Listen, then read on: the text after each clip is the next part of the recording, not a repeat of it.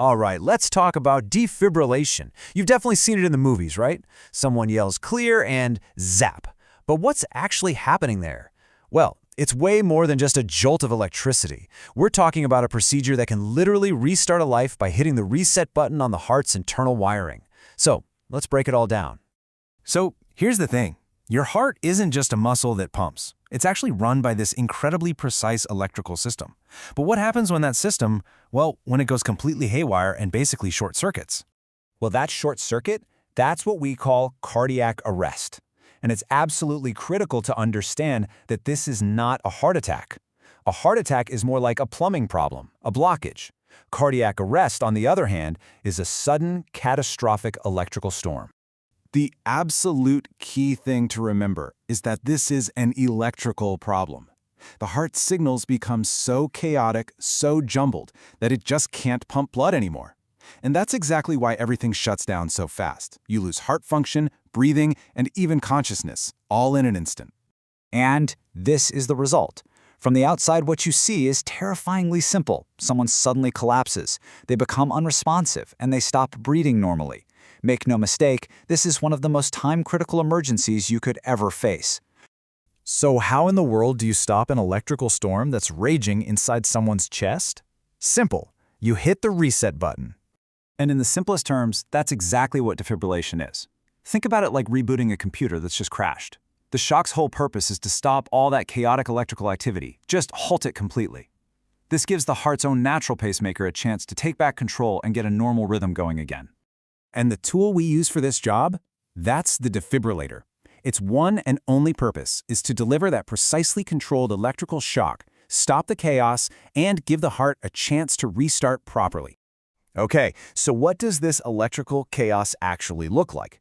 Well, there are two main culprits, you could say, the villains that defibrillation is specifically designed to defeat. They're called ventricular fibrillation and ventricular tachycardia. First up, we have ventricular fibrillation, or VF for short.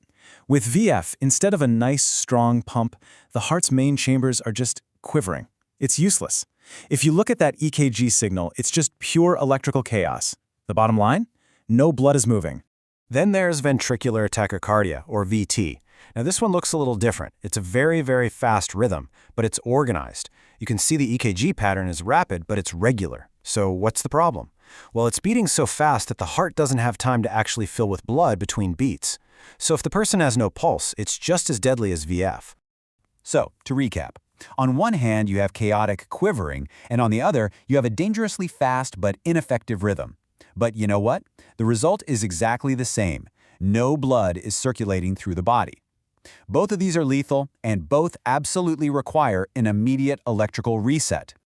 Okay, so now that we've got a handle on the problem and the solution, let's talk about the actual tools and the critical steps that are involved in saving a life.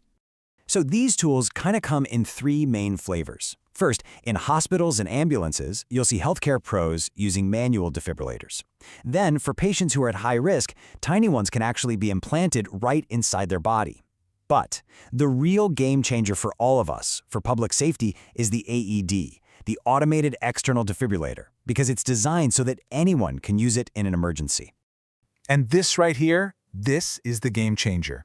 You'll find these AEDs in public places like airports, schools, malls, you name it. And they are brilliantly simple. I mean it. Once you turn it on, a calm voice gives you clear instructions for every single step, from where to put the pads to when to deliver a shock. It even analyzes the person's heart rhythm all by itself. Now, using an AED is just one piece of the puzzle. It's a critical link in what's called the chain of survival. It all starts with recognizing that someone is in cardiac arrest and calling for help. Then you start CPR immediately to keep blood moving, and then you use that AED for rapid defibrillation to reset the heart. All three are absolutely essential. And that brings us to our final and maybe most critical point. When it comes to cardiac arrest, you are in a desperate, desperate race against the clock. I mean, its quote really says it all. There is no time to wait. Every single second that ticks by, the brain and other vital organs are being starved of oxygen. The damage isn't just happening, it's accelerating with every moment that passes. And here's the brutal math behind that urgency.